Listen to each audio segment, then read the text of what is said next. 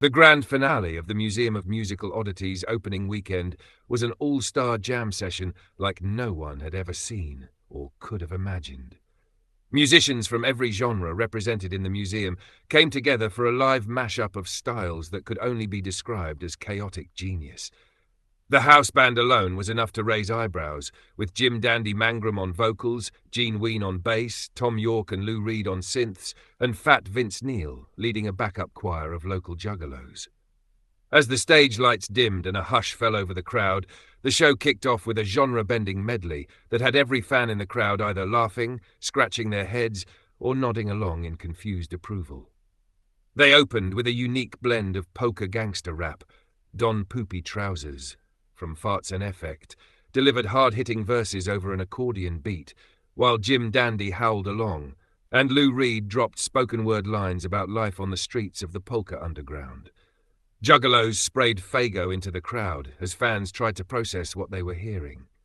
Next, the band launched into modern country grindcore, with Tom York somehow growling verses about heartbreak over pedal steel guitar, while Nasty Ronnie, decked out in his full battle gear, tore into a lightning-fast grindcore solo on his chainsaw guitar. The contrast was wild. Heartfelt lyrics like "Picking Up My Heart Like a Rusty Old Ford," mixed with blast beats and screaming.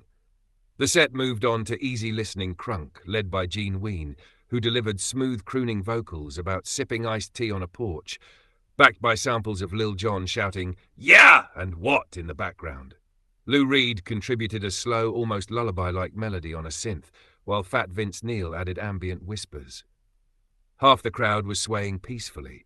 The other half was either confused or head-banging ironically. It was during Hot Topic goth farting and skipping core that things really went off the rails.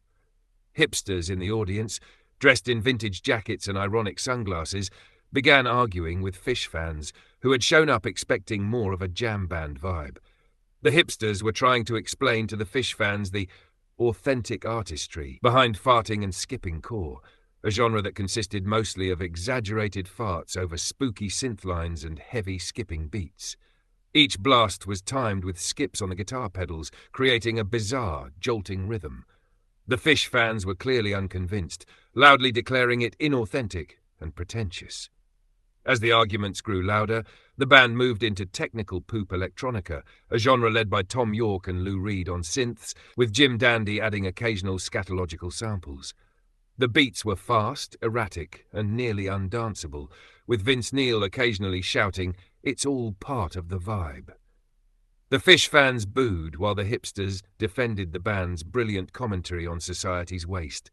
Security had to step in as shoving broke out near the fart-scented candle stand. By the time the band transitioned to glam metal and death yodeling, the crowd was in full chaos mode.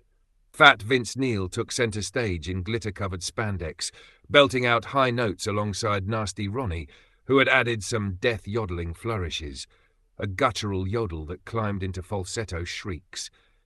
The crowd was torn between throwing up rock horns and yodeling along in confusion. The Juggalos in the back had started their own mini mosh pit, and the hipsters were nodding, trying to make it clear that they got it.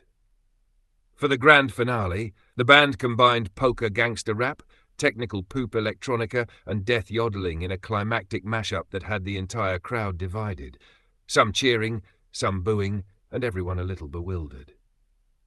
Jim Dandy belted out verses about life on the road as Gene Ween rapped about gristle and grinding with a clarinet in the background, while Nasty Ronnie let loose one final death yodel into the ether. The museum hosts finally took the stage as the applause and arguments died down, with Doug himself shouting into the mic, "That's what we're all about here at the Museum of Musical Oddities. Genre-bending, boundary-breaking, and maybe a little stomach-turning." And as the crowd dispersed, still debating what they just witnessed, it was clear. Doug's latest creation was anything but forgettable.